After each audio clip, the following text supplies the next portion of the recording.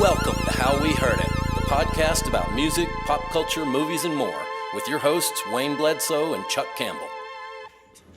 Buongiorno. This is Chuck Campbell with Wayne Bledsoe. I'm John Baker. All right, we haven't done any movie-oriented type things in a while, so today we're going to do our list of most underrated and overrated actors. And Chuck, before we get going, I just want to... Stopping me already. I just want to stop to say, I know you really want to talk about how Zazu Pitts was underrated for her silent dramatic work, and you're really upset that people only remember her for her short comedy shorts with Thelma Todd. But I hope... are you stealing my main point of this whole podcast? Because I just want you to keep it in this century if you possibly can. I know it's tough for you. You don't think people want to hear about people they've never heard of before and how great they were before they were born? One-Eyed Pete and his three-string banjo. Yeah. Hey, One-Eyed Pete. I mean, I don't know him, but One-Eyed Pete. I'm sure he was great. But I know how much trouble you have keeping things modern, Chuck. I wasn't even planning to do any from post-silent movie era. So. Oh, okay. Well, all right. Well, I guess I'll just fly with it, though. So one thing I want to say is that overrated is, of course, a subjective term, and so is underrated. Right. And overrated could be someone whose achievements have been overhyped. Right. Or someone whose financial success doesn't seem in keeping with their input. You know, right. Like they're not particularly talented, but their movies make all kinds of money, as opposed to a lot of talented actors. And another thing, I'm kind of one of those people that wants to just call all of them actors, whether they're male or female. Right, me too. It's so hard to do that because, the Academy Awards still divides actors and actresses. And I don't know if that's because somehow... they think it's easier to win a Best Actress if women are competing with men, which seems like an archaic thing. But anyway. Well, I mean, I think that's okay that they do that. I mean, I think the best actor by far right now is Meryl Streep. So I don't think anyone would be beating her routinely. I think she would still win the award. And I want to say about Meryl Streep because I think so highly of her. I can't call her underrated, but she's certainly not overrated to me. So I created kind of a special award for Meryl Streep because she never fails to amaze me, whatever she does. Well, I looked over a list of like 2,000 actors. Oh my God! Just flipping through to see, okay, and just mentally thought, okay, is this underrated or is this overrated? Right. And there's some actors I really like a lot, right, that I think are overrated because I don't think they have the range that some other ones do. Right. And some of the ones that are underrated, I think are underrated. I mean, have gotten tons of acclaim, but I don't think they're appreciated enough for just how good they are. It's hard because I was thinking about like all of these actors who are like A-level actors who most of their achievements have been through comic roles or action movies or whatever, and a lot of them seem like they probably have more range than what we're seeing from them. Like I think Ryan Reynolds could probably do, and they all do like the sober one now and then. But and all those Chris's, Chris Hemsworth, Chris Pratt, Chris Evans, Chris Pine, all of them tend to end up in the in superhero movies, and women too, like Sandra Bullock and Tina Fey. I don't know. I don't think you like Sandra Bullock, do you? She's one of the top of one of my lists. Okay. And from that expression, I'm guessing it's not underrated. No. But Tina Fey, Mila Kunis, Regina Hall, there are a lot of actors and actresses who are achieving in kind of a limited realm that I believe would probably also succeed in more serious films. Right. And then there are like dramatic actors who don't do comedies, and all that. And well, there's also the ones like Robin Williams, who was like everybody knew him for comedy, but he was maybe even better in his scary roles. Yeah. When he played a scary character, he was like riveting. I mean, in his I had scary nightmares over Mrs. Doubtfire. I think Insomnia is the one where he was in Alaska, and it was. I mean, he was scary as all get out. That was a scary movie, true. Yeah, and then was there one where he was like a photo clerk at a drugstore or something? And he was terrifying. 24-hour photo, or what was the name of that? I know what you're talking about. Yeah, I ended up writing a song inspired by that movie. Wow. Yeah, but I mean, I mean, he's not on either one of my lists because I think he got enough acclaim Yeah. for what he did. Sure. But that's a perfect example of somebody that's like always known for their comedy, but Right. they were maybe even better in their other kind of roles. Right. Yeah. Well, I did break them down to men and women because I thought you might be doing that. So. I didn't do that, but Oh, I just no. got them all Okay. mixed up. That's all right. I can pick them out. Okay. What do we? You've got a bunch of names over there. So do we want to go overrated or underrated? Well, the way that I've kind of thought, because I think that I can kind of contrast people who got. Oh let me my do the God. So you have them all mixed up by gender and by overrated and underrated? Or? No, Okay. but I want to give an example of. Okay, my most overrated actor, Sure. Tom Cruise. Tom Cruise, my most overrated actor also. So there we are. What do you think, John? You like Tom Cruise? Seems like a likable guy. Okay. See, I don't think that. I would leave him when he plays an asshole. When he plays an asshole, I'm like, okay, I I feel can like see every this. movie he's in, he's playing an asshole, even if he's supposed to be the hero. It just seems because that's all he can do. I can't ever see him as the hero of a movie. I'm just either watching. So anyway, I can't see him as an action hero, and that's Right. all he's. I mean, that's the big all thing he he does now. yeah. And it's like, and contrasting him with somebody I think who is underrated, even though he's got lots of acclaim, is Liam Neeson. Okay. Liam Neeson can play an action hero because I believe Liam Neeson could kick all of our asses. Right. He He loves his daughter. Oh yeah, yeah. I mean, but I've seen, when you saw him in the Gray, the thing where he has to fight the wolves. I mean, Right. I believe this He can take a guy wolf. is tough. I don't believe Tom Cruise is tough, and no amount of acting he does can convince me that he's tough. Another reason I have him for most overrated is that he hasn't won an Oscar, and I'm seeing all of this online outrage. Like, what? I'm just now coming to the conclusion. I was kind of fiddling around and I heard what you said, and I thought you said Tom Hanks. No, not Tom I was Hanks. like, I don't think he's overrated. I think he's great. No, I think Tom Hanks is great too. Oh, That's why it's not on my list. Mission It's- Impossible, dude. No, Tom Cruise. Here's to paying attention. Well, I feel like with Tom Cruise that he when people say why doesn't he have an Oscar yet, and it's like, well, have you seen his movies? Yeah, And no kidding. You ever going to say that his performance was nuanced in any way, or it's Yeah. just like he's just the superhero. He just walks up and he does his things, and not even a comic book superhero, just a action movie superhero. And he showed some promise way back, I thought. He was good in Rain Man. Magnolia. Magnolia was He good. was pretty good in that, and Rain Man, he was pretty good in that. But he just has settled into being like Well, this. in Magnolia, he's just playing sort of a caricature of his normal characters. Yeah, kinda. Right. But yeah, I mean, but again, I mean, he's playing jerks. Yeah. Both of Yeah. those are jerks. Even when he's not playing a jerk, he's kind of a jerk. It's like Well- I don't buy him as someone I'm pulling for. It's like, okay, The only Tom Hanks. Now you got me saying Tom Hanks, John.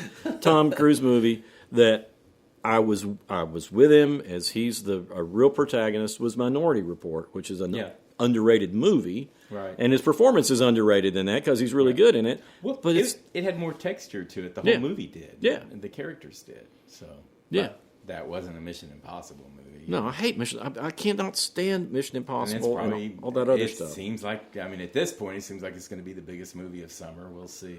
Well, see, that's the thing I hate about action movies, though, is that it seems like they can survive anything. I mean, once I saw him ride the shockwave of the train blowing up in the first one, it's like, to hell with this. I don't need to watch this anymore because he might as well sprout wings out of his back and fly away. Yeah, yeah, seriously. Yeah. You can only suspend your disbelief so far. Exactly. Exactly. If it starts out and it says this is a fantasy, I can go with it. But that was not. You're supposed to have some, tension in it, suspense. Like, who cares? Do we want to keep picking on guys? Oh yeah, let's pick on some more guys. All right, I'm going to pick on Ben Affleck. Oh yeah. I think Argo, some promise there. Yep. Well-developed film. He directed it and he wrote it and he was really involved. Yeah, in Argo it. was really good. But otherwise, he's just a flat character. I can't remember watching him and thinking, "Ooh, he's a villain," or "Ooh, he's a good guy." Or He is a good side character. whatever he did with Matt Damon. Good Will Hunting. Yeah, Good Will Hunting. But Matt Damon seemed to be the one who was likable and all Totally. that. And Affleck, no. Well, Affleck didn't have much to do, But that's where he shines, when he doesn't have much to do and he's a side guy. He can't ruin it. He can't mess it up if he's not doing many things. But he's one of those that I don't think people regard that highly. Right. So I didn't consider he was overrated because I think in this case I would consider it overrated just because he is somehow still an A-list actor, you know, and it's like, is he though? I mean, it's like, and he gets all the, you know, every time he's with J-Lo or whatever, right. you know, but I don't think he deserves to, you know, not that he's horrible, but it's just kind of like, you know, there has to be someone else in the movie with him that I want to see. I won't go see a Ben Affleck movie with a cast of strangers, you know. Well, I'm going to drop a major bomb here. Leonardo DiCaprio. I thought about putting him on here, and I just came shy of that. I think he can. I mean, his first big movie. Well, actually, I guess it was his. I think he made Gilbert Grape. Or, What's Eating Gilbert Grape, which is a phenomenal movie all around, and he was good. He was great as a special needs person. Nobody, I don't think, could have done a better job than what he did. I thought he was amazing. Right. But then, I mean, when you get to things like Gangs of New York, boy, he's the weak link in that movie if ever there was. I mean, Titanic, he did all he needed to do. I like Titanic. Yeah, and it was fine. So he wasn't particularly bad, but I don't think he was like... And he's kind of been a big bunch of nothing for a long time now. Well, I mean... Was he in... that movie about where he impersonated pilots. Yeah, he was. I mean, and I like it. I think he's good in that. I think he's good in most things he does. Up in the Air, is that what that was? No, that was a George Clooney movie, I believe. Yeah, I remember liking it. Yeah, no, you're talking about. I can't think of the name of it either. Yeah, but he's impersonating airline pilots, right? And everything else. It was inspired by a true story. Catch Me If You Can. That's it. But I mean, I didn't like that. I think he's been terrific in a lot of movies, but I just think it's like Martin Scorsese has him as his go-to lead star. Yeah. And I mean, Shutter Island and The Departed. I just think there's other actors who could do a much better job than he did. I got some good sleep in both of those. Killers of the Flower Moon. I thought he was pretty good in that too, but it's like for somebody who has the star, you know, level that he has, I just don't think he's as good. I don't think he's good enough to deserve that level of stardom. He's saving his energy for all those young women that he insists on dating. That must be it. Yeah. He does look kind of worn out, you know. Yeah. How old a man is he? Do we know? Yeah, he's If only there were some way to find out. I don't know. I can't say. Yeah. I think he's in his late 40s at this point. Yeah, and he dates like young women. I mean teenagers. Yeah, I think she might. I don't know. Yeah, but anyway, blah. So yeah, he was like would have been my top 12 or something like that if I'd done. He's 50. He's 50. yeah, right. There you go. So definitely old enough to be bad. That's creepy. It's creepy. Is he going out with 20-year-olds? Yeah.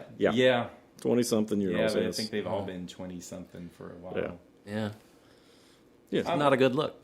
I'm going to take a blind shot at Dwayne "The Rock" Johnson, even though I was just talking about these people who do a good job in comedies and action. And it's because he's not only playing the same character, he's just being himself in every movie. And one thing that set me off about him is that Black Adam, where he was the superhero.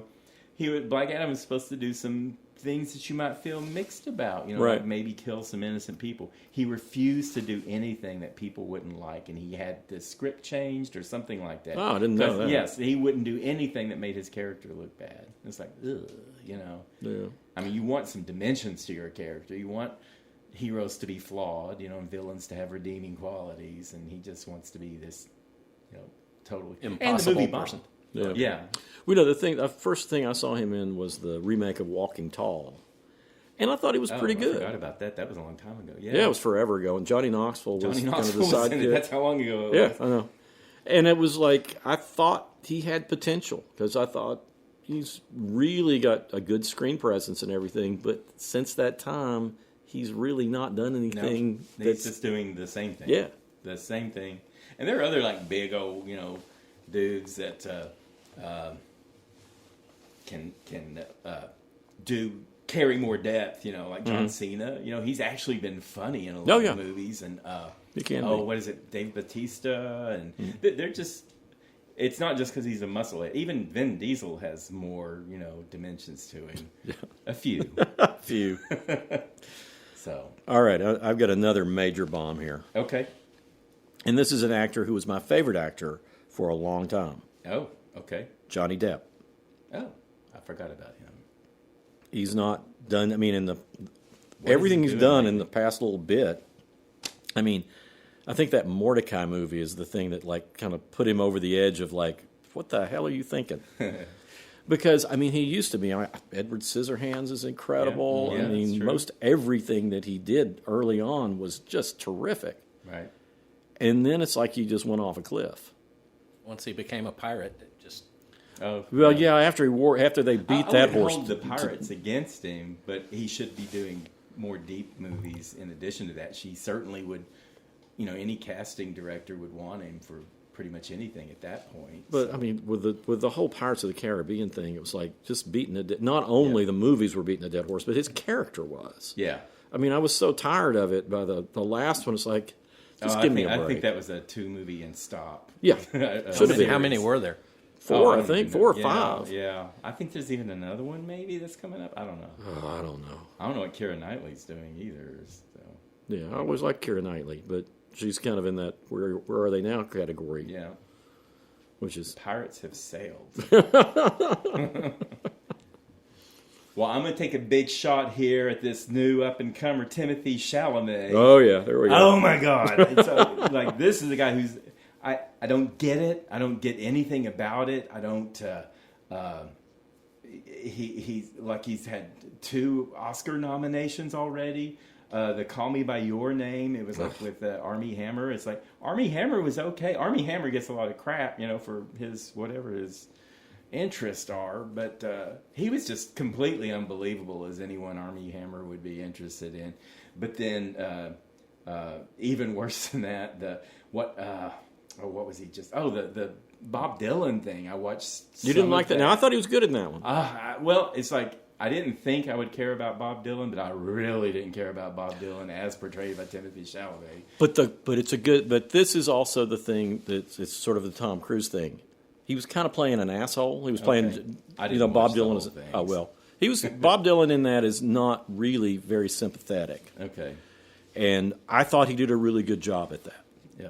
Okay. And he was in Dune 1, the more recent Dune. Terrible. It's like, we're supposed to believe him as the lead character. And I can't see him as lead in anything. I can't see him leading an expedition, leading a group of people, or anything like that. It's just like, he's just...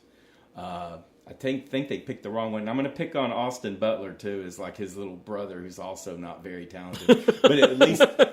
and he won the Oscar for playing Elvis. It's like, okay. Oh, yeah. But that's Baz Luhrmann and, the big spectacle of that and blah, blah, blah. But I don't think Austin Butler's quite as unlikable as Chalamet just because he's not as in your face and everywhere. Chalamet wasn't good on Saturday Night Live. I'll judge people by that, too. If you're on Saturday Night Live and you suck, then... you're probably not a great person, and they can't find skits for you. And some people go on there and they just knock it out of the park. I'm like, I like that person. I like her. I like him. But no. Well, Timothée Chalamet was on my list too, but I think, I haven't liked him since I saw Little Women, which I didn't. I'm not a big fan of that. That was anyway. But he just doesn't have enough weight as an actor. No. He was good in Bones and All, the little movie about cannibalism.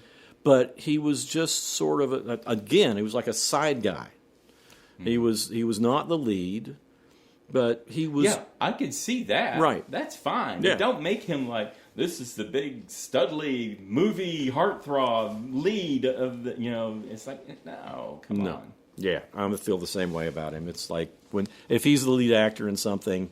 And that's one of the reasons I was so long in going to see the Dylan movie. Yeah. Is I just thought, man, he looks the part, but I didn't think I was going to like him. But I liked him because he was kind of unlikable. Okay.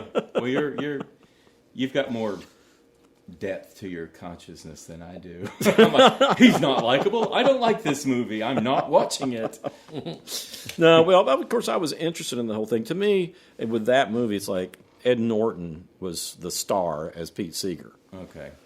But, I mean, Timothee Chalamet was like, he kind of, he was like Dylan of that time. I mean, he was like putting all this stuff out, but he's just like not very likable. Well, enough praise for Chalamet. We're moving on. Okay. You got one? I got another one. Are we sticking with men or are we going to women now? Well, I'm ready to just keep bailing through men here.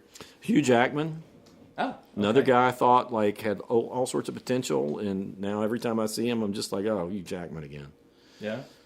You don't like the Wolverine? The Wolverine, I'm not the comic book movie guy, but, what's Ryan Reynolds, his character in Wolverine. Oh, you know who I'm talking yeah, about? like, Well, it'll come to me in a minute. this happens all the time. Anyway, I mean, not that I'm a big Hugh Jackman fan, but he's all right. Well, So what don't you like about him? Is he just not showing? I think he's kind of one More note. depth. Even, I mean, Yeah. even as, well, I mean, I'm not a big superhero movie guy. No, me either. But I thought the Wolverine character is a pretty good character, but, once is enough. Right. After, I mean, you Well, see had everything the he big can emotional do. Wolverine, I Yeah. guess, with the girl and all that stuff. But But- then he started getting goofier, which was all right. Yeah. It's like the I just think he's kind of one note in okay, everything he fair does. enough. I ain't defending him. All right, what do you got? I've got Jacob Elordi, and he is a super tall and super handsome guy, and that's all you can say about him. Right. He was in Saltburn. Mm-hmm. He was the object of affection, the big handsome guy. He's pretty. Yeah, he's a big, but in that movie, he was the weakest point. He was weaker than his parents and weaker than his sister, certainly weaker than the creepy guy that was macking on him. No, yeah. And he's going to be in Wuthering Heights coming up, and I know how you hate that Perfect, story. because I don't want to ever see that again. I hate Wuthering Heights. He's going to be in Frankenstein. He was on Saturday Night Live, and every skit he was in, he sucked. Really? So I thought, this guy's he's skating by. I mean, he's very handsome. But Uh-huh. that's Who is this? Jacob Elordi. Did you see Saltburn? Nope. He's he's another new up and coming actor. I'm deferring to you guys because you're way more into movies than I am. Okay. Well, the thing I will say with Saltburn, all they needed was somebody pretty. They Yeah. didn't need it. I mean, that For guy his has no character, depth. that's all he needed. The others, there was more trickery and everything. Yeah. Because I mean, he just took a bath while someone watched him, and Yeah. he didn't know it. That was his key role, was just to be going about life without Eye even candy. knowing. Yeah. Yeah. Yeah. So, well, Well, all right. I'm going to just throw this one out because it's just somebody I've not been able to stand for years, and that's Hugh Grant. okay, that's fair enough. I thought he was mildly amusing early on, but just learning what I know about him as a person just makes me not. I've seen enough interviews where he's just a total jackass. It's like it makes it harder to laugh at his movies, his comedy movies. But I did like him in Dungeons and Dragons, which I'd mentioned. Oh, I never saw before. that. And Chris Pine and Michelle Rodriguez were in it, and it was a really quirky. And he was the bad guy, but he was a bad guy that was pretending to be a nice guy. It's like, ooh, this is like life imitating art, or art imitating life, because that's kind of what he is. He's a bad guy pretending to be a good person. So he was good in that, but that wouldn't save him from the list. I would have him. If my list was a little longer, he'd be right in there. Yeah, well, I have not liked him from the very beginning as an actor. There's just something about him that rubs me the wrong way. Yeah. I remember, was it Notting Hill with Julia Roberts or something like that? My girlfriend made me watch that. Oh, it's all right. You didn't like that either. I don't like rom-coms, and I'll tell you why I don't like rom-coms. They teach They toxic masculinity. They teach women to put up with terrible men. They do. They're terrible. All right. I'm going to throw Adam Driver under the bus. Really? Also. Yes. And he's like Jacob Elordi, tall, but not handsome. So I would he's funny distinctive looking. He's funny looking. And I know some people, but I was looking over the movies he's been in, and it's like, oh, I didn't ever have a good feeling about him. I never, I mean, I don't know if he's always been a villain. I guess he's not. No. Just like, he's not high on my list, but it's just like, I would never, again, if he were the main star of a movie, I'm not seeing that movie. Really? See, I like Adam Driver. Okay, cool. We got to disagree on that. Yeah, he's not. I do think he may fall into the category of overrated overall because there's some people he's just definitely go crazy over him. People love him, and they think he's like, Superman. And he's had a few real misfires, but overall, if he's in a movie, say we're just the opposite. If he's in a movie, I'll consider it more than not. Okay. The one that I won't consider a movie is Shia LaBeouf. Oh, I've got him on my list. Yeah. I was debating, and I think I was going to go with him, but go ahead. Well, I've got somebody else that falls in the same category. If he is in the cast, it's a real hard sell to get me to go. Yeah. Because he was a great child actor. Yeah. I mean, he's great in Holes. I love that movie. He was perfectly fine for Transformers, and then then Transformers blew up on him, and he's just been, and he's such an odd personality anyway that makes him harder to identify with, and that's the thing. Is like whether they like it or not, we kind of ingest who they really are when we go see them, and sometimes it's hard. Like for me, I can't see anyone but Tom Cruise when he's on the screen. Whoever he's playing, it's always just Tom Cruise to me. Yeah. Well, I've got to admit that I really kind of bit my lip and watched Honey Boy, which is all him, and it was really, really good. Okay, I didn't see that. If Who are we talking about? Shia LaBeouf, Okay. however you pronounce his name, but pretty much any other movie he's been in as an adult, I've just thought, man, I need to leave because he irritates me so bad on screen. Yeah, I just think it's you. I just don't believe him ever. Okay, I'm gonna throw shade on Jesse Eisenberg. Oh, good. That was the other one. That was you don't like him either. I despise him. Oh my God, this is crazy. We usually do agree more on movies. Yeah, than we do on music. Well, and for him, it's not. He's fine as a snarky secondary character, right? And he actually was nominated for a screenplay for A Real Pain and that's the movie that Kieran Culkin played his brother, and Kieran Culkin was great and won the Oscar for actor. And you recommended it, yeah. Wait, and what was the name of that movie again? A Real Pain. Yeah, well, I watched that. It was really good. And Eisenberg was just this character that he always is, this kind of nerdy, nervous, kind of put upon guy. And it was fine for that role, but otherwise it's like he's too nerdy, nervous for me to want that, that kind of unvaried characterization. Well, the one where he played the Rolling Stone writer writing about David Foster Wallace, I can't remember what that was called now, but that's the one that really turned me against him because I just thought he was totally unbelievable as a reporter, as a writer. Okay. And, he was still kind of playing his same Jesse Eisenberg character. Yeah. And I really kind of haven't liked him since Zombieland because it was like... Oh, yeah. I liked Zombieland. But not him. But every time he was on screen, I was like, you wish they had somebody else on here. Right.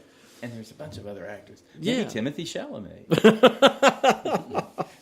But, yeah, that's the way I feel about him. It's just like, please. I've seen the shtick 1,000 times now. I don't need to see it again. Right. Yeah, it is unvaried. He's one of those, he did write A Real Pain. So maybe he can still work in Hollywood and write and direct and all that stuff, and maybe he can play a secondary character where someone who has those characteristics would fit in. But he's no leading character, Right. And that's why Kieran Culkin just stole the movie from him. Huh. Well, on your recommendation, I plan on watching it. Oh, you still haven't seen it? I haven't seen it, but you're not going to like Eisenberg's character, but it certainly, absolutely fits the movie. Well, that's the thing that's been keeping me away from it is, can I sit through 2 hours of Jesse Eisenberg? You can, because you'll be watching all these other secondary characters, plus Kieran Culkin doing a really great job. All right. Another talented actor that I don't like watching is Christian Bale. He is talented, but I just feel like he's kind of an over-actor. And there's, I can't think of any like warm type character he's ever played. It always seems like he's I just see American Psycho. He does play villains. He's just always American Psycho, and he was great in that. But I like characters that have more dimensions to them, and I mean, I'll be honest. If I did this list next week, I'd probably have a whole bunch of different names. Yeah. Well, he's one of those, and I thought about him because I mean he's done some stuff that I thought was not good, but after seeing him play Dick Cheney, and just completely transform, and you would have never known it was Christian Bale. Yeah, that's true. I mean, I have loads of respect for him because I mean, he is somebody who most of the time just completely transforms into the character. Right. Even though I do find him irritating as a person. And I mean, I can watch him and I can say that's a talented actor right there, but he's missing that something extra that makes me, feel stronger either for or against him. Well, it's interesting because his Batman is like, he comes off as mostly asshole. Right. Whereas my favorite Batman, Michael Keaton, who is on my list of underrated actors, is like he had that kind of vulnerability, but he always has darkness underneath it. Right. And that's why I think he's an underrated actor. Right. As opposed to, I mean, I think Christian Bale has got the level of acclaim that he deserves. Right. And Michael Keaton doesn't get it. Right. Because, I mean, Michael Keaton played the best widower in the Dope Sick series that was on Hulu that I have ever seen. I absolutely believed this guy's a widower, this guy's a doctor. Yeah. This guy's hurting for his patients. Yeah. Exactly. And, I mean, I don't think he gets enough acclaim where Christian Bale gets plenty. Yeah. And Michael Keaton can do comedy. He's got great comedy skills. But even his comedy, you're always like, there's something underneath here. Yeah. The last one I had on my list, it was between Shia LaBeouf and this other guy I was going to throw in because I thought you would probably disagree. What? But he's made some terrible movies. Nicolas Cage. Oh, he's on my underrated. No, and but I thought about it, and I thought, I love Raising Arizona. I've loved some other things he's done, and I think I would just be doing this as a ploy to have one over on you. So I dropped him off the list and put Shia LaBeouf because I really like Shia LaBeouf. Well, at least Nicolas Cage can do a wide variety of things. Yeah, he can. The thing with Nicolas Cage is, and I think he is underrated simply because people see he does so much crap. He's done a bunch of crap. But Face to Face and Con Air. Face Off. Face Off. Face Off. But he goes for it. Yeah, he sends it. And, I mean, he's got some crazy-ass roles. I mean, Mandy is insane. And Pig. Yeah, I saw that one. Joe and all these. Yeah, he was good in Pig. Yeah. Pig was creepy, but I mean, he was great in it. Well, that's the thing is when he can take on a character, and even though this is Nicolas Cage, you buy into it. So well, I pulled him off the list. I knew it would be disingenuous for me to just throw him under the bus, so I didn't. Well, I have him just because he takes so many chances, and when he gets it, he's fearless. Yeah, and when he nails it, it's perfect. I mean, he does plenty of crap, but I think that he gets. I think he gets a bad rap sometimes because of all that crap. What should we move to underrated men, or do we want to pick on women now, the overrated women? Well, let's go to the underrated men, and then go to the women. Do it that way, because we've already talked about this. Because it's easier to contrast them with who we've talked about. Yeah, that's true. And since we did just move from overrated to right. Well, I'm going to put Tom Hardy on underrated. He's gotten some. He was like a supporting actor nominee for The Revenant.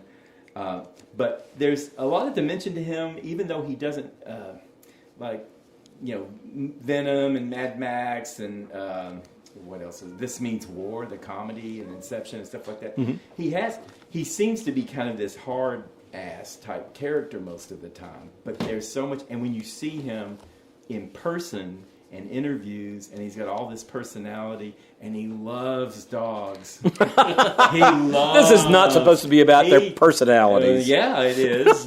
and I mean, he takes dogs with him to every award show and all that stuff. And there's more to him than he's showing. And he's choosing to take more serious roles in general, but he does comedy well. He does. Venom, of all things, is probably, for me, it's one of my favorite of the superheroes. Not that I care that much for him, but and it's because of this like inner turmoil he goes through. Anyway, I just think that he's there's more to him than what we see, and he is a talented actor. Yeah. He's a well-rounded person, and seems to be a nice guy, which you wouldn't expect until you hear him talk and stuff. Well, the reason I like him so much, and I don't know that, I'm not sure that he's underrated because I do think he gets a lot of acclaim. He does, but he's only had one Oscar nomination. Oh, okay. No, I didn't think about it. Sorry. I didn't think about the Oscar nomination, but he was great playing the Cray brothers, the twins, the twin British criminals, and he played both parts, and he was terrific in that. But the thing that really sold me on him was Peaky Blinders, because he is so good as the old style Jewish gangster in Peaky Blinders, and it was totally unexpected. Yeah. But yeah, I think he's just going to get better as time goes on. Yeah. I mean, he's getting older, but right. Yeah, I think he's going to really settle into middle-aged man roles and stuff like that. Yeah, I agree. Well, I want to throw out Matt Dillon, who has gotten quite a bit of acclaim, but I don't think he gets nearly enough because every time he's in a movie, he nails it. I mean, he got a lot of acclaim for Crash, which is he plays a sexual assaulting racist cop. Okay. But was that him? That was him.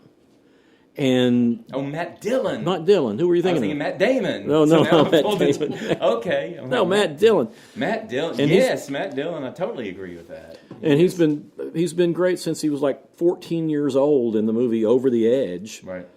And I don't think people see him as kind of a pretty guy, but he doesn't get enough recognition for just what a great actor is. Because, I mean, if the character in Crash is the one that's like, man, if you can make me feel sympathy for this character, and he definitely did. I mean, a lot of that's the writing, but it was more than that. It's the way he pulls it off.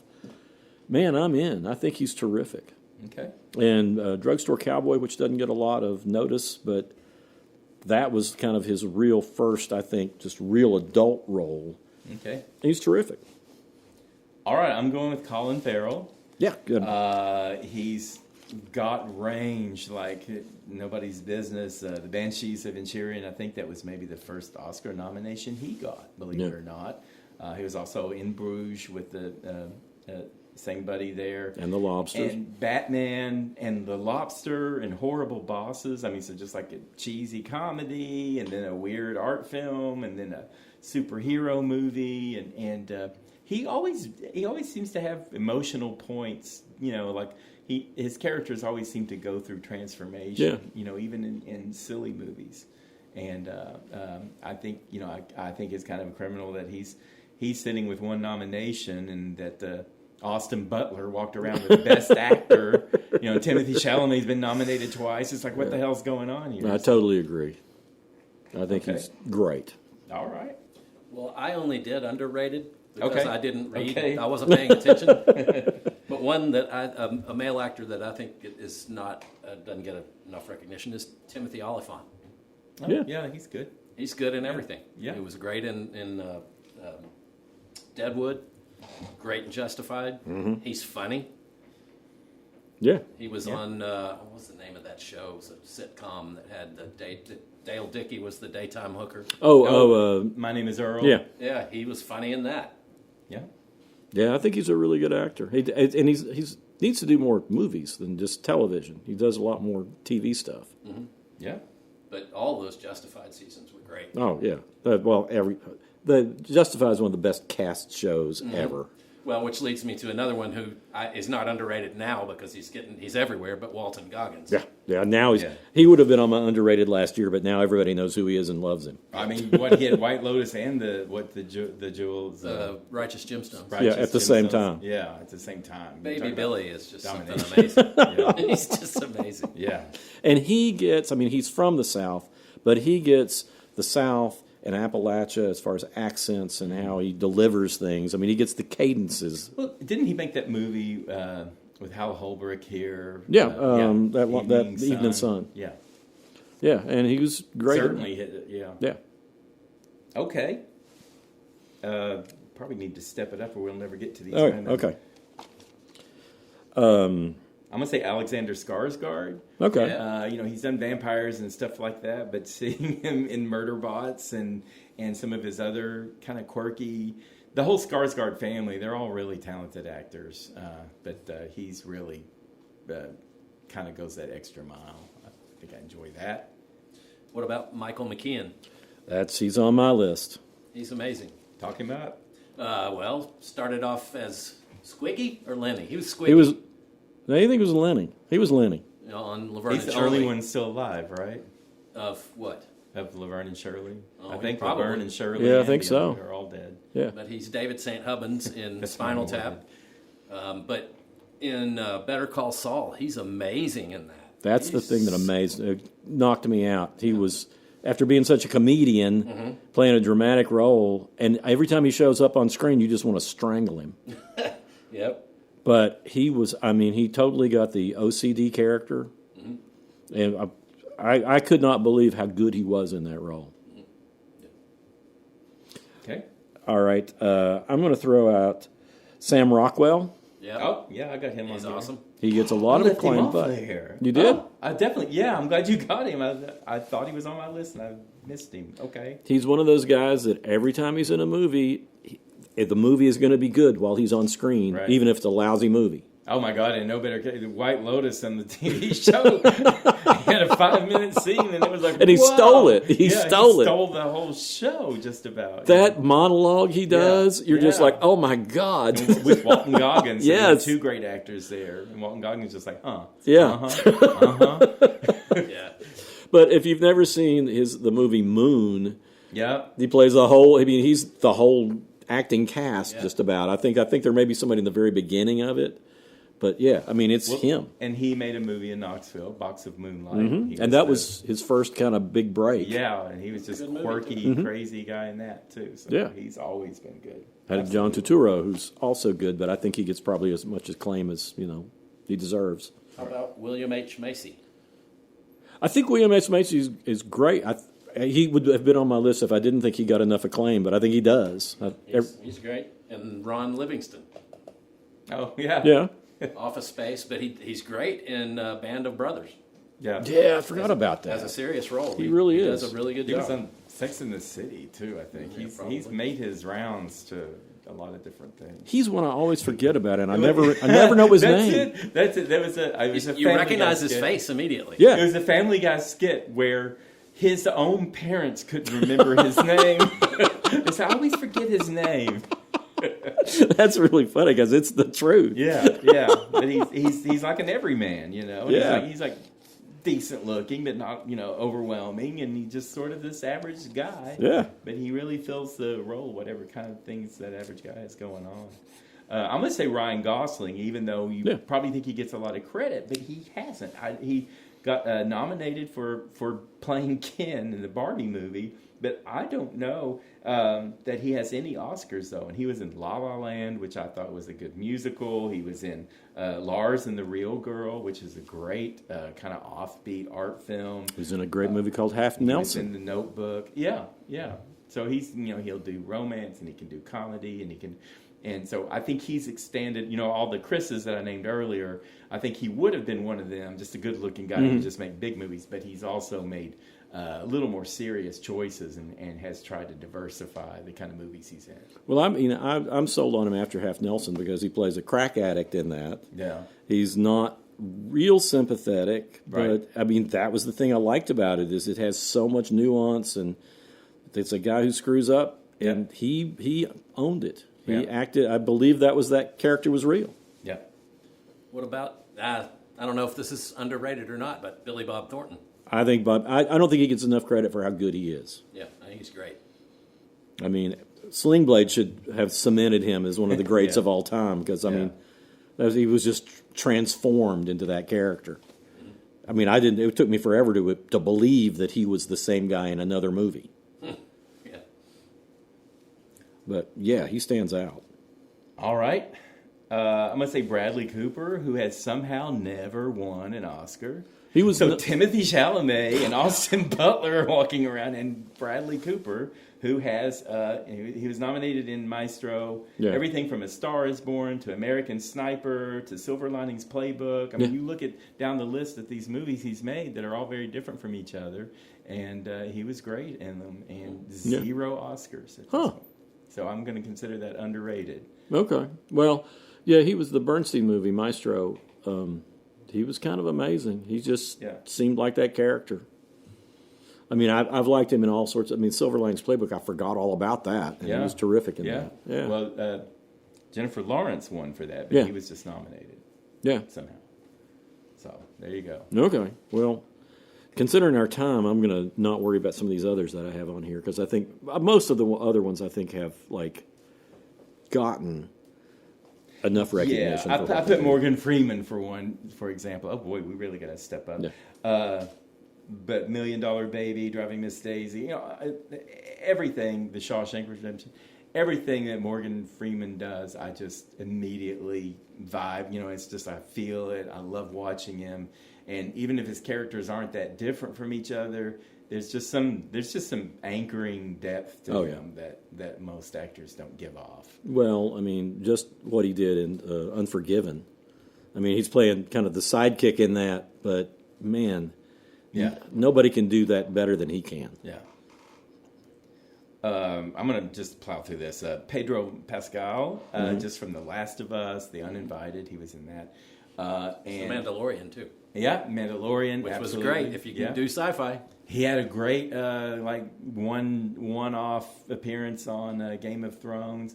And he's got all this personal charisma thing that's just going through the roof right now. And I think that's going to lay a foundation for him to be cast even more often. So that'll probably work for him, and we'll see more of him. We'll see more depth from him. Daniel Craig. People know him for the Bond movies and everything. I don't know if you saw the movie Queer, but he was really great in that. Knives Out, that was like but zero Oscar nominations for Daniel, or 0 Oscar wins for Daniel Craig. It's just amazing to look at, the people who don't have Oscars and the people who do.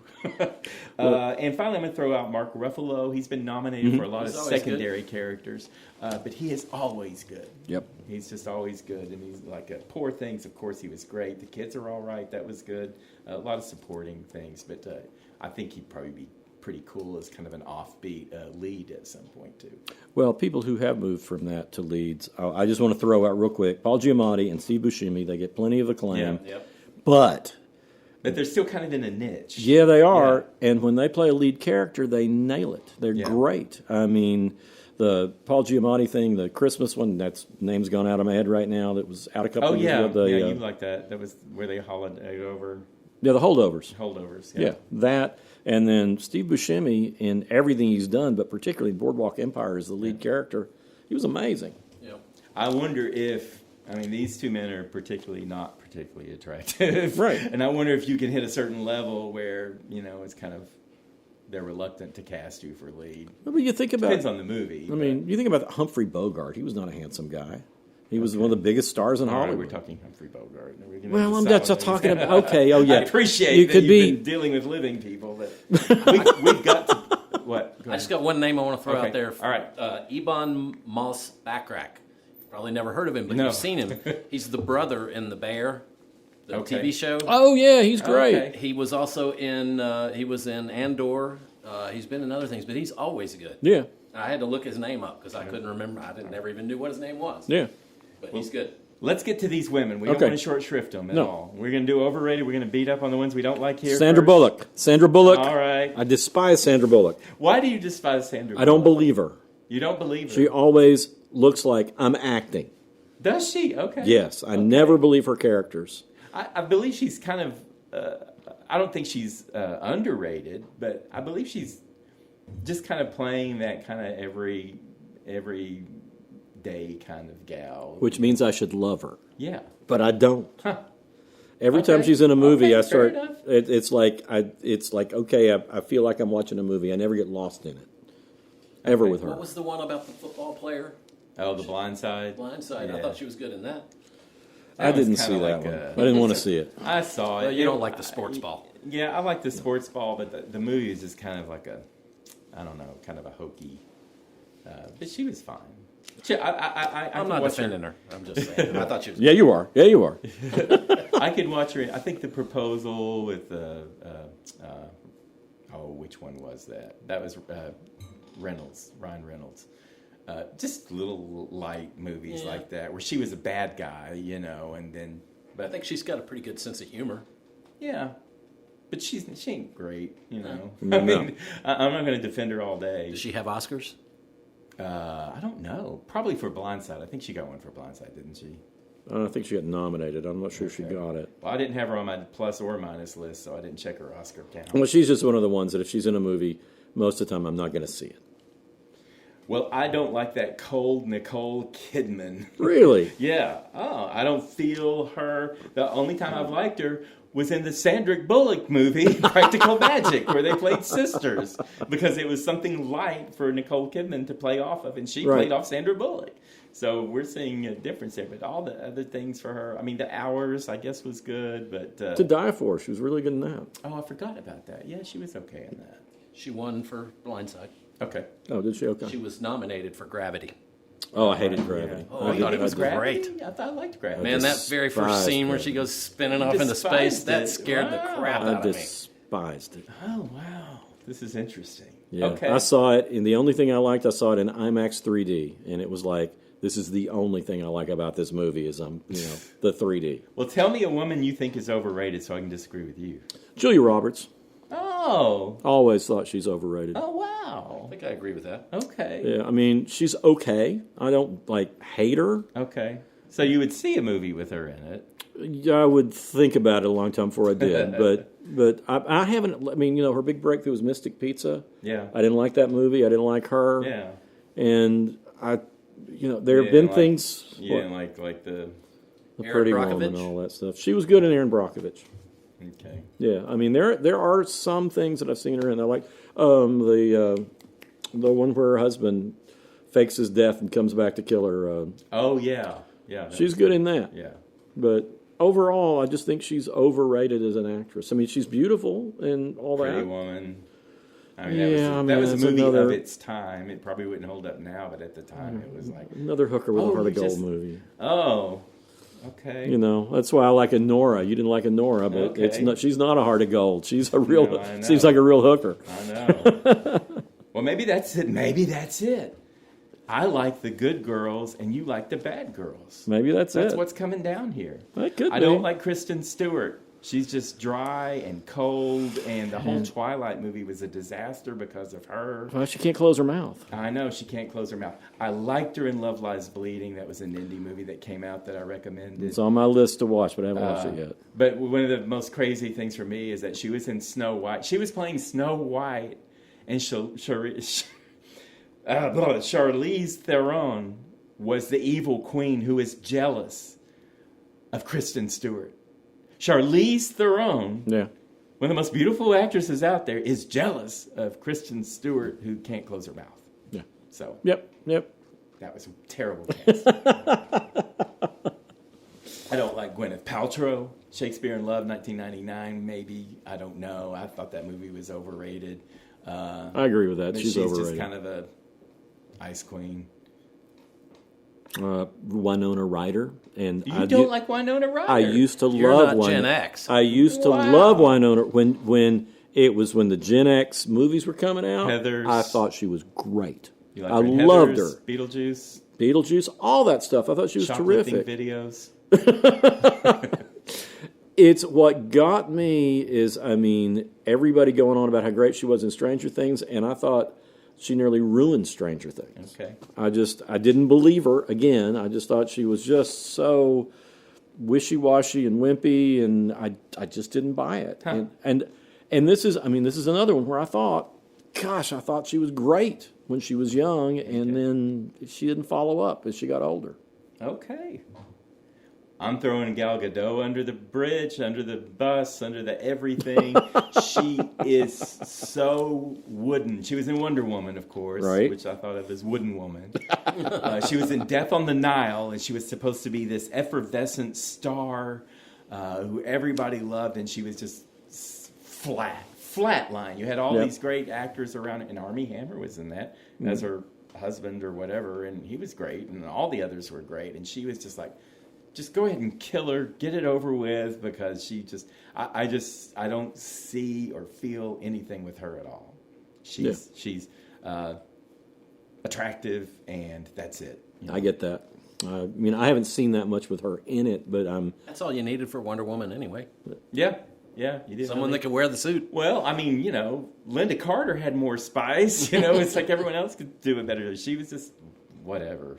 Well, I'm going to throw this one out, and I'm only throwing it out. I think she has been great, but I think she's overrated overall, and that's Scarlett Johansson. Wow.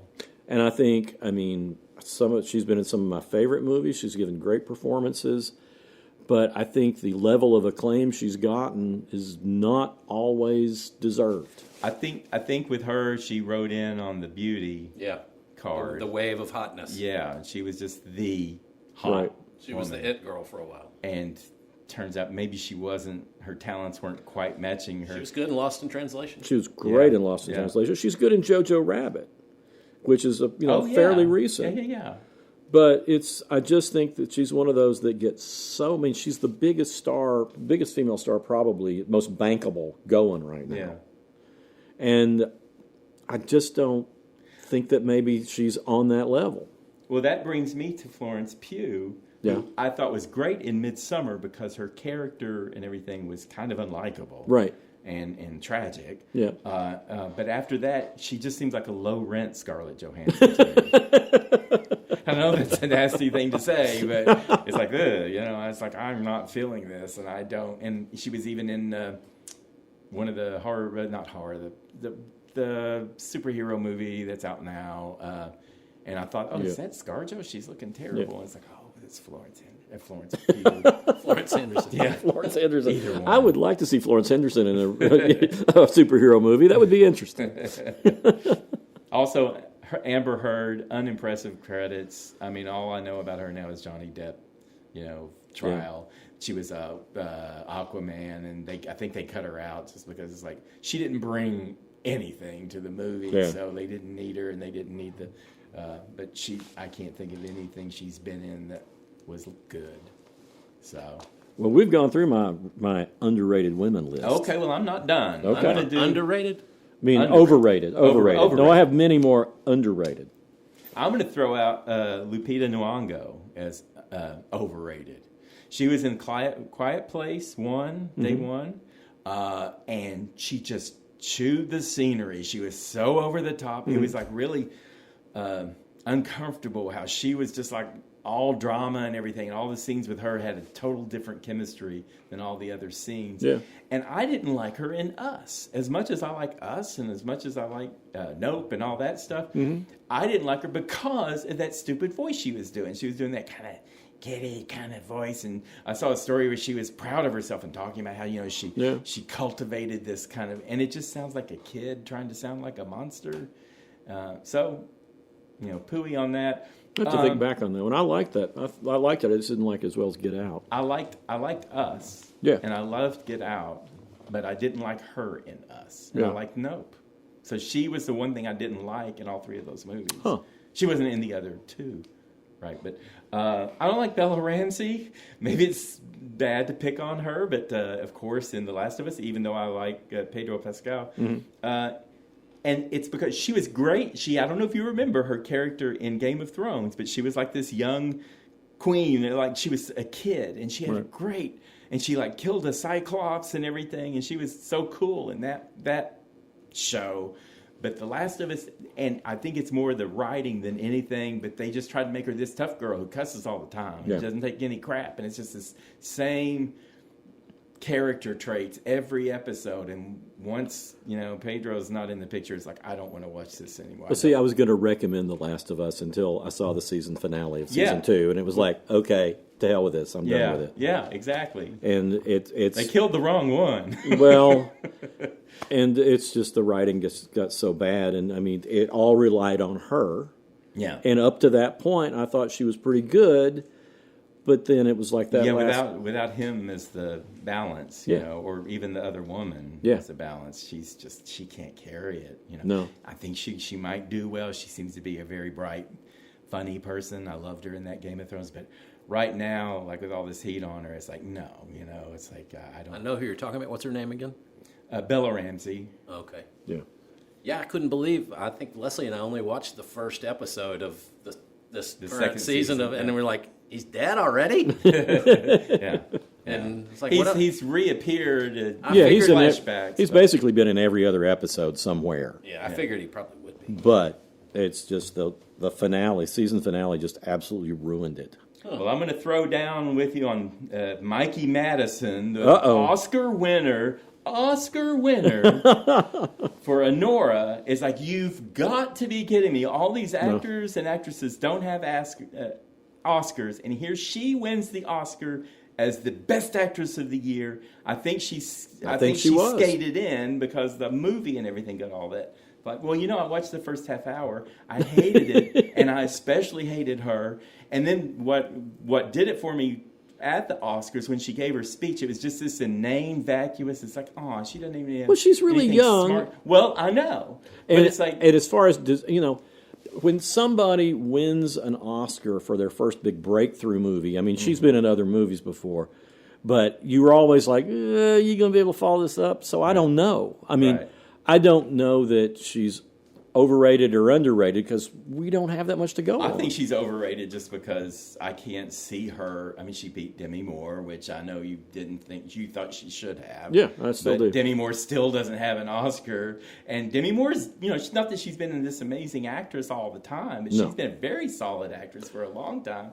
And that was a really bold role for her. It sure was. And, and to take it away from her and give it to this twat who doesn't have anything to say, Oh no, but Mikey Madison, I mean, you're looking for the hook or the heart of gold. I thought she nailed it and it's another thing, just like I was talking about the other role where it was difficult. You don't really want to like her because she's not really a nice person. Right. But I believed her. Right. And that was the thing that sold me. That's the thing that sells me on her and that character is, I believe this person exists. This is a person who's real. I just couldn't imagine that not one other actress had a better performance than that in the whole. Well, you need to watch year. the whole thing because there's a lot of depth in it. There's more depth anyway. Yeah, and I have a really controversial one of someone I think is very talented, but I just can't watch her, and that's Tilda Swinton.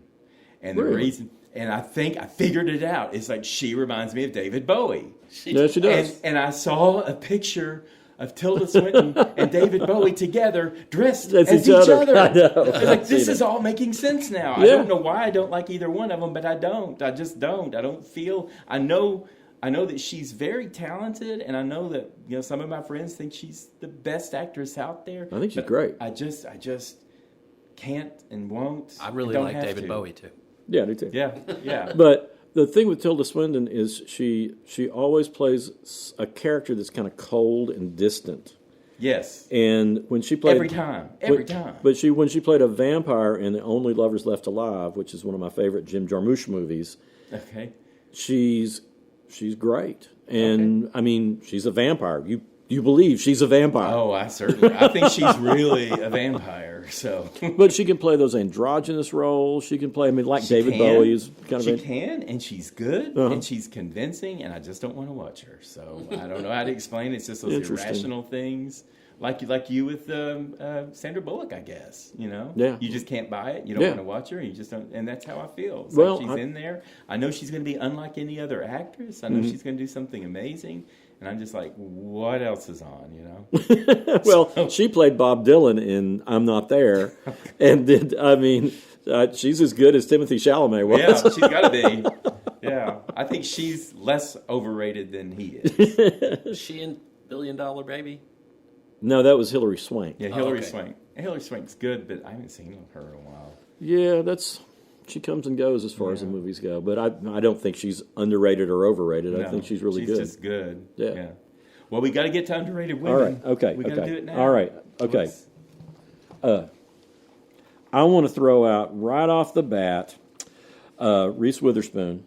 Yes. Yep. Because she has a lot of acclaim. Yes. But she doesn't have enough respect as an actress because she's a great actress. I agree. Everybody keeps thinking Legally Blonde, but of course we talk about Freeway, we talk about Election, we talk about Wild. Mm-hmm. It's like that's a lot of range, and I think The morning show's really good too. Oh yeah, so yeah, she is just. She's just a great overall actress. I think with her, sometimes with actors and actresses who play a range of roles, if they're really attractive in some way, people are reluctant to embrace them. You know, it's like. So. But the thing about her is that she plays off that so well. I mean, in Election, and I love the way they did. They did everything they could to make her unattractive. In well, Election. they would freeze frame on the worst expression that she could possibly make. Jumping outside the door when she found out that she thought she won. Yeah. And they managed to make her look ugly in those shots. It's like, how on earth? Yeah. And I just think she seems like she has a great sense of humor when you watch her as an actress, but she has depth. I mean, Wild, she was, you got, she was I felt something in that movie. Yeah, she's a desperate, emotionally desperate person in that. Yeah. I want to say Aubrey Plaza. I have her on my list. Dude, I loved her. She's getting a lot now since White Lotus. Yeah. Everybody knew her from Parks and Rec to start with, I guess. Mm-hmm. She was just kind of the mean, sarcastic, monotone. She played that character great. But White Lotus.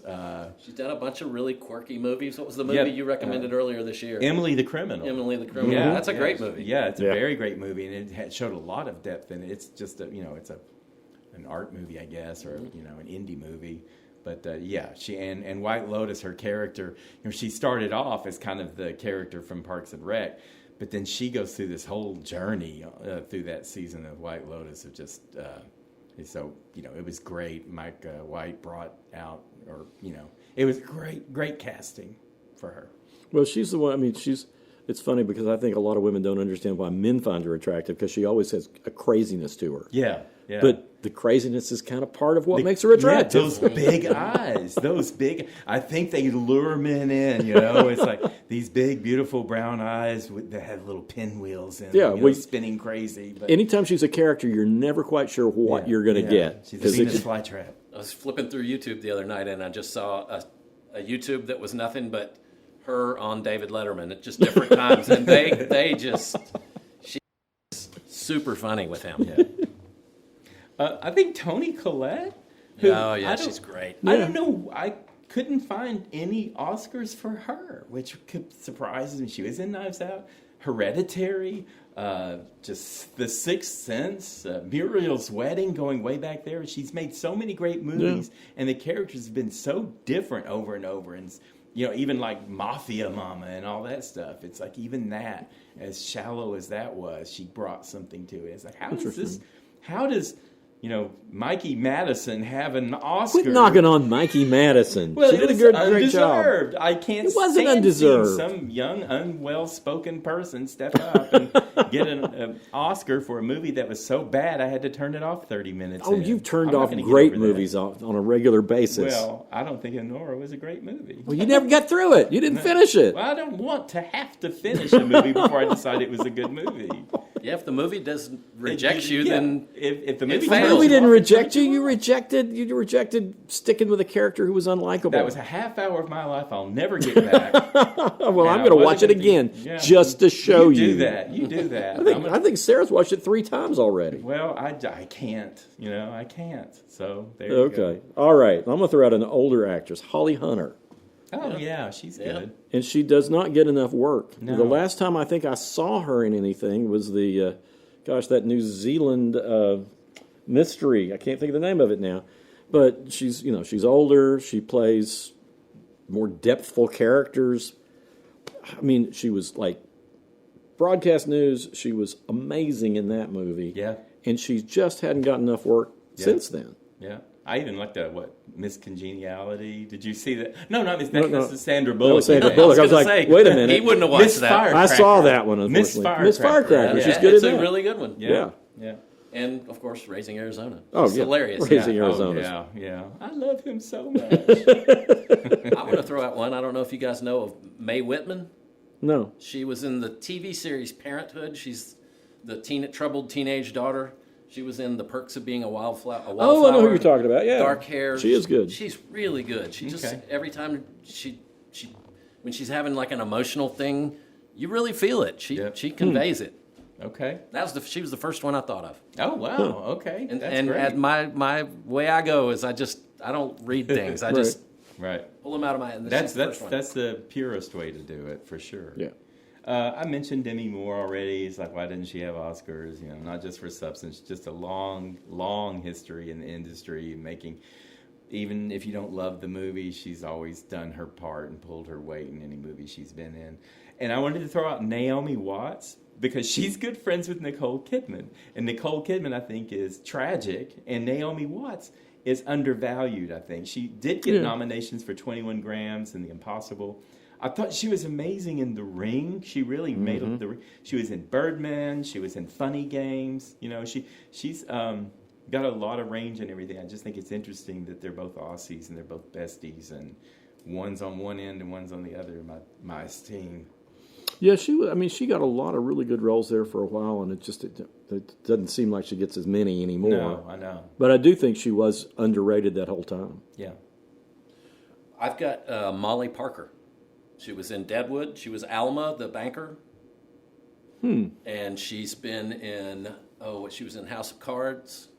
What else has she been in? She's always really good. Molly Parker. Look her up. Okay. All right. Yeah, I'm not sure I remember her. She's got a real sort of Molly Parker. It's like Right. Ben Smith. Well, I've got one kind of like that in Keke Palmer. She was in One of Them Days, which was the comedy from earlier this year I recommended. It was two young women of color in Los Angeles trying to find money for rent, and she was great. She stole that. And she was in Nope. She was the woman in Nope. And she plays a range of characters, but she's very talented, and I hope to see a lot more of her over the years. Jamie Lee Curtis. Oh, man. Yeah, but she's finally beginning to, people She have finally appreciated got her an again. Oscar for Everything Everywhere All at Once. People just associate her with, Trading Places. Halloween. Yeah, and but, she Did was you in see her nonstop. bit on The Bear? Oh, my No, I God, didn't. she was It's good in that. incredible. Yeah. Just like she is trouble waiting to happen. Oh, yeah. And happening. She was terrific in that. She's not afraid to make, her face is all cracked. And No, she didn't mind that at all. She was that way in Last Show Girl, which was one that Pamela Anderson was maybe going to be nominated for recently. And, of course, Knives Out. She was fierce character in that. She's so much more than Halloween, and I'm glad. Well, she was in A Fish Called Wanda, too. Yeah. She did Yeah, she comedy. was. She was really good in that. Yeah. I forgot about that movie, but it's really funny. Yeah. What else? How about Parker Posey? Parker. She's so- getting yeah. it now because of White Lotus. White but- Lotus. Well, a lot of yeah. people are mad at her going off on her because of her accent. And it's They- like, that's a real accent. Those are people who don't understand. We're here in East Tennessee, and we're right across. We got to North Carolina, one county over, and we can all three attest that is a legitimate North Carolina accent especially for an elite woman. And But she's funny in everything she's in. She's in all the It's Christopher Guest Christopher movies. Guest movies, and I just think he's so great because he's found a group of actors that he knows and trusts, and he just says, all right, here's the story. You get from here to here. How you do that is your business. And she's always funny. Best in Show with her braces. And like, oh my God, she was good. Isn't she in Waiting for She's Waiting in all for of them. Guffman? Yeah, she's in all of them, I think. But I agree with that. Parker Posey does not get enough love.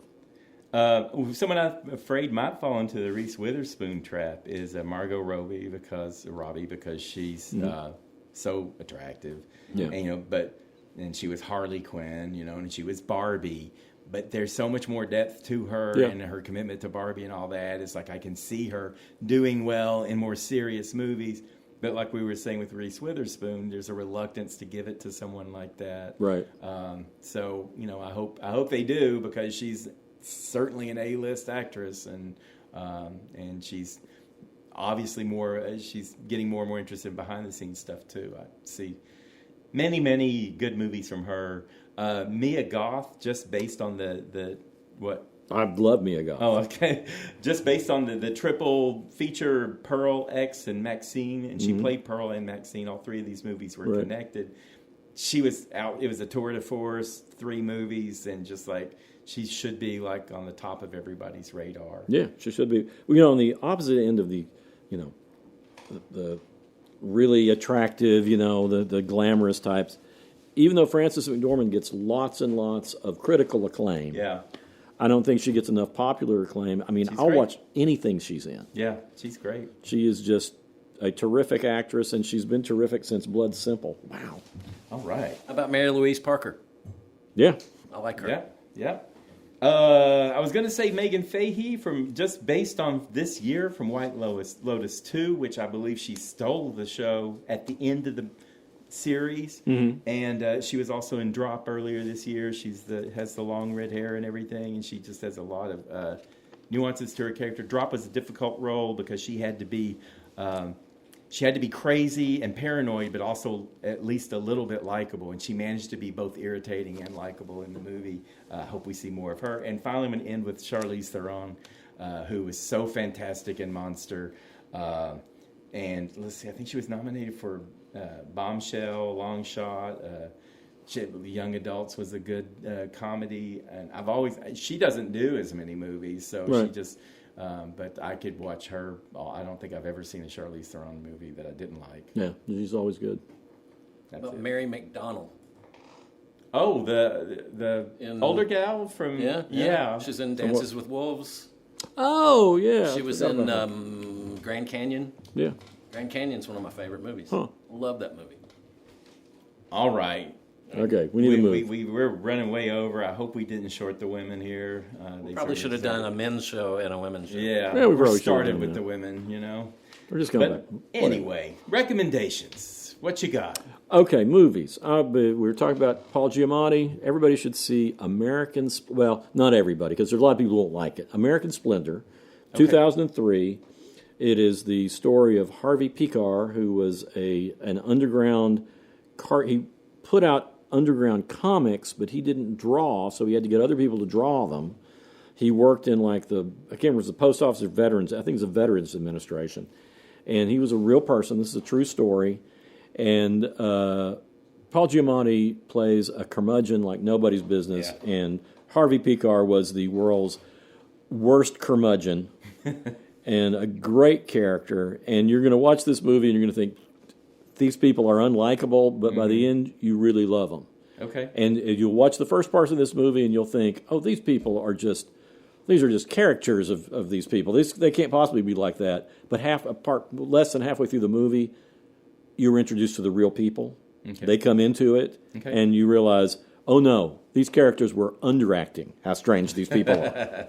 Okay, cool. So it's a great one. I'm going to throw a quick pitch out there for Novocaine, directed by Dan Burke and Robert Olson. This came out this year, and it stars Jack Quaid, who's the son of Meg Ryan and Dennis Quaid, and he was also in Companion this year. So these 2 movies that he's had out this year, so he's getting a little bit of a glory days for him. He's like 33, and Amber Mid-Thunder co-stars in this movie. It's basically this guy named Nathan Kane is sort of an introvert and a geek, and he was nicknamed Novocaine by some bully because he doesn't have the ability to feel pain. Now, he's mortal and everything, but he can't feel pain. But he's awkward, and one of his coworkers... Yeah, it is. And one of his coworkers, he's an assistant manager at a credit union, and one of his coworkers, he gets a crush on her. That's the Amber Mid-Thunder. And they get...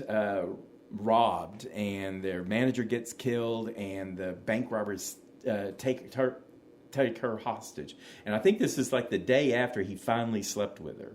So he's just all jacked up, and he's like, he doesn't care what happens to him. He can be shot and everything, but he's going to do it. It's an action comedy, so Right. it's not really scary or anything like that. But it's funny, and it's got twists and turns. It's a good, fun popcorn movie. And like the first thing he does is steal a cop car to go chasing the bad guys and looking for her. So just a...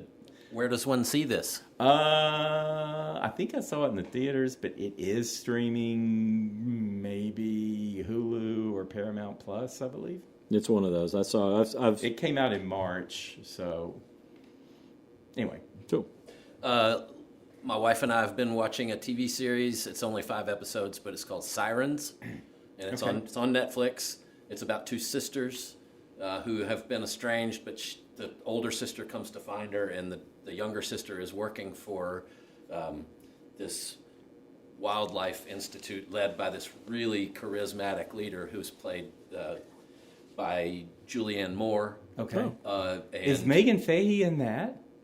could be. I don't know I who think that I is. saw. Yeah, that's the one I was talking about from White Lotus 2 and Drop, and just a minute ago. So Sounds like it could she be. might be. Okay. And also Kevin Bacon is in it. Okay. And it's got a lot of twists and turns, and you think people are controlling other people, and then it turns around and other people are. It's really good, Okay. but it's called Sirens. Okay. Music. Who wants to do music? I'll go. The Pinklets, Head Above Water, Okay.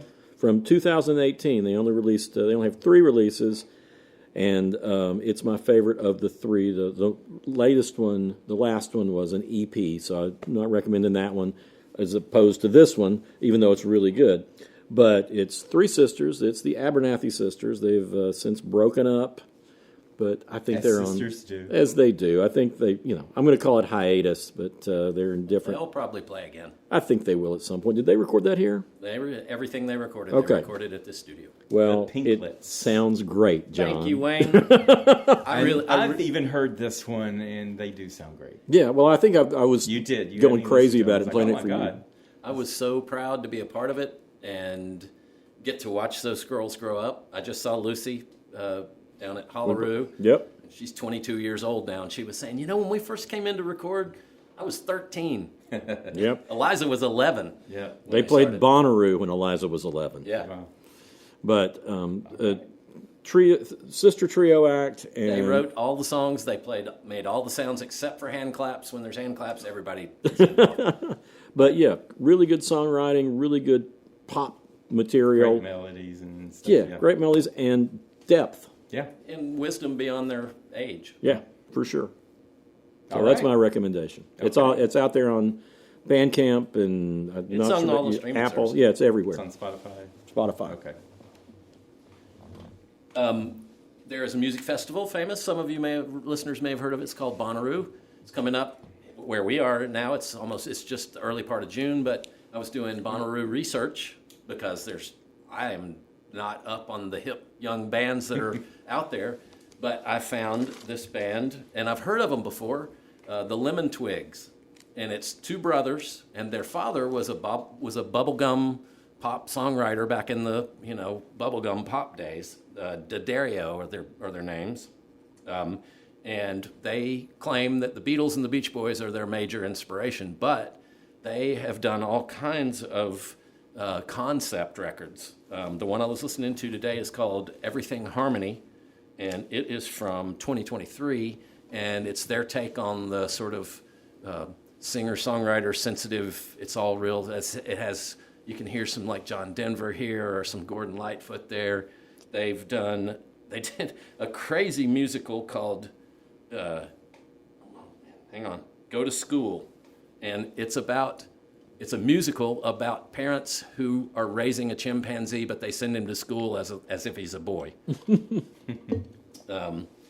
They have one called Songs for the General Public, and they're kind of doing Bowie, but it's their own songs, and they're wildly all over the place. But the Lemon Twigs. Cool. Okay, cool. And I'm going to recognize and recommend the new one by Garbage. Garbage, of course, in the mid and late 90s, they were pioneers in electronic rock, led by Shirley Manson, the Scottish singer, and 3 American Producers, including Butch Vig, Steve Marker, and Duke, Erickson. Anyway, they How new is this? This is new. This was out May 30th, 2025. Oh, okay. Because they hadn't put out anything in a long time. Well, they've been kind of plugging away and everything, but their big heyday, of course, was the mid and late 90s. And, that's when they had I'm Only Happy When It Rains and Stupid Girl and Push It. And they kind of had ups and downs, but they've reunited. And I will say, it's not great. None of their albums were ever like fantastic from beginning to end, but they're always highlights. And one of the highlights here is, the name of the album, I don't know if I said that, Let All That We Imagine Be the Light. And that's not it. But there's a good song called Sisyphus. And she's like, so that they're getting old. Shirley Manson is 58 now, and the guys, Butch Vig is 69. The other two guys are 66 and 74. But she's got a song called Chinese Firehouse, where she's saying, "Oh, so you think I'm fat? You don't like my weight, and you think I'm old." And she goes, "I still got the power. I'll take no shit from you." So she's still very much Shirley Manson. And let's see, they had a song called "There's No Feeling There's No Feeling in Optimism." That doesn't sound right. Anyway, great sonic constructions. There's a song called Sisyphus, which she's like saying, "Can I push that boulder up the hill again?" But it becomes more of a kind of a dreamy resolution and determination that she's going to keep going. And I think the last great song on here is Get Out My Face, a.k.a. Bad Kitty. And she goes, and this is very political. It's like she's taking on people who don't agree with her, and you can imagine who those people might be. But she's like, you have your prejudices, you cling to your hate. Like trees we bend, you won't break us. So, and then there are other songs that are kind of slower, but definitely maybe 4 or 5 good songs on that. Garbage. Cool. Let all things we imagine be the light. Cool. All right. Sorry about shifting the women if we did. I think we got through them. But anyway, we're going to move on. Let us know if you've got any ideas for us at howweheardit@gmail.com. And goodbye.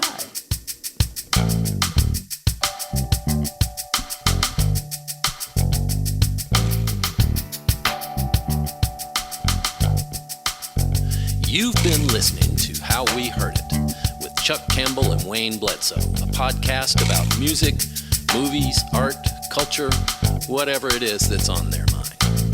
How We Heard It was recorded at the Arbor Studio in Knoxville, Tennessee by me, John Baker. How We Heard It is a Cozy Planet production. If listening to this podcast has given you a burning sensation, then we recommend you sit in a hot tub until your symptoms fade away. If you'd like to reach out to Chuck or Wayne or even me, you can send an email to howweheardit@gmail.com. So thank you for listening, and come on back and we'll have another episode for you next week.